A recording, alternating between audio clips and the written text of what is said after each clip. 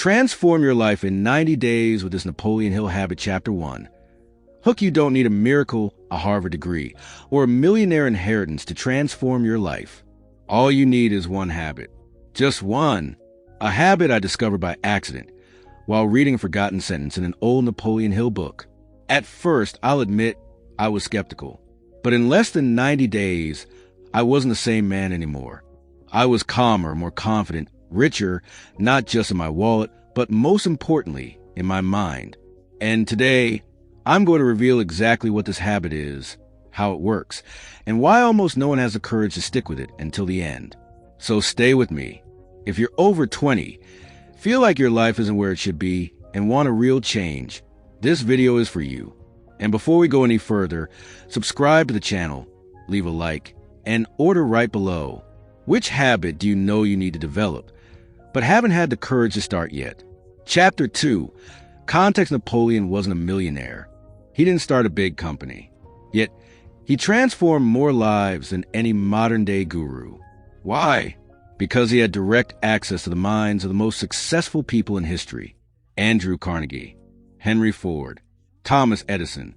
He spent over 20 years studying what these giants did differently. And after that, he delivered something simple, direct, and powerful. A roadmap, a mental manual for creating wealth, purpose, and freedom. The name of the book? Think and Grow Rich. But what few people notice is that beyond all the philosophy, there's a starting point, a unique habit, a practice that all of these men share without exception. And that's what we're talking about here. While most people chase new hacks, internet tricks, and complicated strategies, the real masters go back to the basics, to what really matters. They build the life they want from a single habit practiced consistently. And that's when everything starts to change. Motivation fades. Fatigue sets in. But the habit remains. And that changes everything.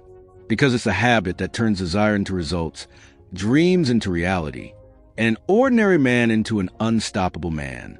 Chapter 3.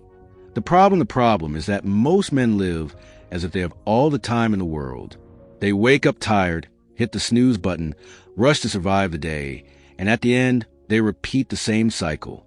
Years pass, opportunities vanish, and all that's left is regret. Not because they lacked talent, but because they lacked habit. They lacked purpose. They lacked the courage to do what needed to be done every single day, even when they didn't feel like it. We live in a world full of distractions. Social media, shows, notifications, everything is designed to grab your attention. And the more distracted you are, the further you get from the life you truly want. That's where the trap sets in. You feel busy all the time, but you're going nowhere. Always starting something new, but never finishing anything. You read a book here, watch a motivational video there, promise yourself you'll change on Monday, but Monday never comes. You know what you're missing? The lock, Lord, direction, and the discipline to stick to one habit until it transforms who you are from the inside out. He said indecision is the #1 enemy of success. And failure begins when you let routine decide who you become. The modern man wants freedom, but lives like a slave to distractions.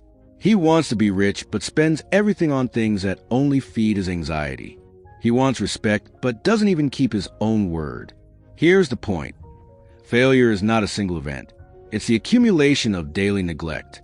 And success is the same thing, but in reverse. Small habits, small decisions, repeated consistently, even on the worst days. Especially on the worst days, because that's where real growth happens. Chapter 4. The revelation: Napoleon interviewed the most powerful men in the world. And you know what he discovered? They all had one daily practice in common, without exception. The habit of defining a clear goal and repeating it out loud, with emotion and conviction. It sounds simple, almost ridiculous, but that's where the power lies. He called it a definite major purpose. And he said no success is possible without it. Most people wake up without knowing what they're building, without a plan, without a why. They live in reaction instead of creation. But men who build wealth and freedom start their day by reminding themselves who they are, what they want, and why they do what they do. And they don't just think it, they declare it out loud, with energy, with truth. They repeat their goals. They visualize their future. They feel the victory before it arrives. The first time I read this, it sounded exaggerated, but I decided to try. I took a piece of paper and wrote my goal with clarity. How much money I wanted, what I would do with it, who I had to become to achieve it.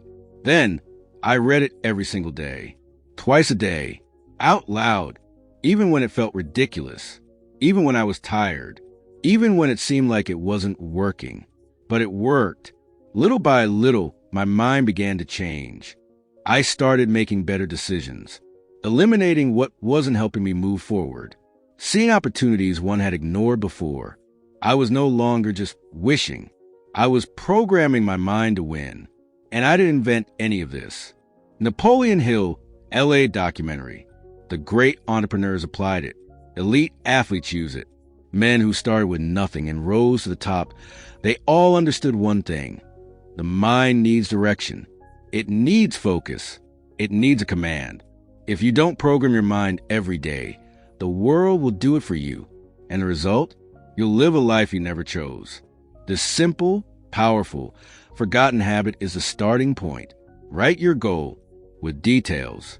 Read it out loud morning and night. Feel it as if it's already real. And repeat it, even when it seems pointless. Because that's where the magic happens. In the invisible, in the silence, in that daily habit no one sees. But that changes everything. Chapter 5, the rising tension. At first, everything felt exciting. I woke up early, read my goal, felt the energy. It was like the universe was finally conspiring in my favor. But a few weeks in, reality caught up. Motivation started to fade. The routine became heavy. Old habits came knocking at the door. And that's when the real battle began. The sabotaging mind doesn't shout. It whispers. You can skip today. It's not working. You're wasting your time. And if you listen, you lose. Because it wins. And you become the person you've always been. Someone full of good intentions, but empty of action. I started realizing that the greatest enemy wasn't the outside world. It was what was inside me. The path of doubt. The path of laziness. The path of comparison. Thoughts like, so-and-so already made it, and here I am with my little ridiculous paper. What if this isn't meant for me? What if I'm lying to myself? But then I remember what he wrote. Persistence is the magic ingredient that turns desire into gold. And I understood. It's not about being motivated. It's about being disciplined. About keeping the habit. Even on the bad days. Especially on the bad days. I began identifying my saboteurs. The fear of failure. The fear of looking ridiculous. The fear of trying and failing. But I also realized one thing. Every fear has a root. And that root almost always lies in the stories we tell ourselves. I'm not good enough. I started too late. My life is harder than everyone else's. Lies. Stories that keep us trapped because they free us from the responsibility to act. It was only when I started responding to these voices with my goal, with my daily affirmation, that they began losing their power. Because the mind believes what you repeat. If you repeat excuses, you live in mediocrity. If you repeat a clear goal with emotion every single day, you reprogram your brain. And still, challenges will come. Family conflicts, unexpected debts, lack of support, extreme fatigue, old wounds. All of that happened to me, and I almost gave up. But something inside me said, just one more day, just one more day. And day after day, I grew stronger. Understand this. Your environment will resist. Your body will resist. Your friends will think you've gone a little crazy. But you have to push through that invisible barrier. Because on the other side lies your new identity. An identity that no longer depends on willpower, but on consistency, on integrity toward yourself, on a commitment that nobody sees, yet transforms every corner of your life. Chapter 6. The tipping point. It was day 43. There were no fireworks, no divine sign, but something inside me clicked. I had just repeated my goal that morning, as always, except that day. Instead of just saying it, I felt it, really felt it. For the first time, I wasn't just speaking words, I believed them. It was as if the man I wanted to become was already inside me. That week, I signed a contract that had been stuck for months. A client who always made me wait finally trusted me. An old contact called me for a partnership that seemed impossible. Coincidence? Maybe. But it all happened because I started acting as if I were already the man I want to become. And it all began with an invisible change. The daily repetition of a clear goal with faith and persistence. That was the tipping point. It wasn't a single big event, but a series of micro-victories. I began noticing patterns, saying no more easily, organizing my time better, taking care of my health, speaking with more confidence. Small behaviors that used to cost me effort now flowed naturally, because I was no longer the same man. And when you change on the inside, the world responds. People notice. Your results shift. Your relationships transform. The difference? One habit.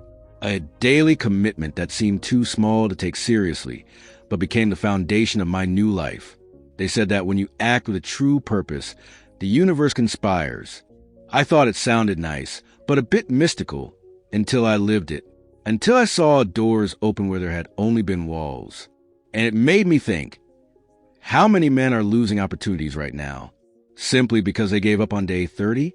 Because they didn't believe in the power. The tipping point isn't when you get something external. It's when you truly believe it's possible. When you see yourself differently. When you act differently, even without immediate results. That's when change begins. And that, no one can ever take from you. Chapter 7, Climax after 90 days. I wasn't just someone more disciplined. I was a different man. My performance at work had improved. But what surprised me the most was the level of clarity. I knew what I wanted. I knew what I would no longer tolerate. I knew where I was going. And that is priceless. I became more selective with the people around me, more decisive in my choices, more direct in my conversations. The daily habit of repeating my goal trained my mind to eliminate everything that didn't matter, and that freed up energy for what truly mattered. I started making more money. Yes, that happened too, because a focused mind creates solutions. Because when you know where you're going, you're worth more, and you stop wasting your energy on things that don't elevate you. Those 90 days taught me something no university teaches. The winner isn't the most talented. It's the one who is most consistent, the one who endures boredom, the one who does the simple things every day without applause. And that ties directly to Hill's law of success. He said, you become what you think about constantly. And for 90 days, I thought about my goal, about my new identity, about my new self. And I became exactly that. People started asking me, what happened to you? And I smiled because they only saw the result. But the real work happened in the invisible, in the silence of my home, alone, repeating phrases, believing, even when nothing proved it was working. And now I ask you this, how many men do you know who are stuck in jobs they hate, in empty relationships, debt stealing their peace, just because they never stopped to write down clearly what they really want from life? This habit changes everything, but it only works for those who take it seriously, for those who stop waiting for motivation, for those who understand that success is a construction, a staircase, and the first step is invisible. Chapter 8, Surprising Ending and Call to Action. What no one tells you is that change is uncomfortable, it's lonely, and at first, it feels useless. But if you have the courage to stick to a simple habit for 90 days, you will prove to yourself that you can change anything. Napoleon's habit isn't magical. It isn't easy, but it's real. It demands a commitment to yourself, that you look in the mirror and say, I deserve more. And after that, that you do what needs to be done every day, even when no one is watching, especially when no one is watching. If I could go back, I would have started earlier. I would have stopped looking for shortcuts and accepted that freedom isn't about rushing. It's about consistency. I would have trusted the process more and doubted less. And that's why I tell you, don't wait any longer. Start today. Now, grab a sheet of paper. Write your goal. Read it aloud with sincerity, twice a day, and keep going, without fail, for 90 days. And when you finish, come back here. Tell me in the comments what has changed, because I know something will change. And if this video resonated with you, if it gave you the push you needed, share it. Like it, subscribe, but most importantly, apply it, because the world doesn't need more motivated people. It needs decisive men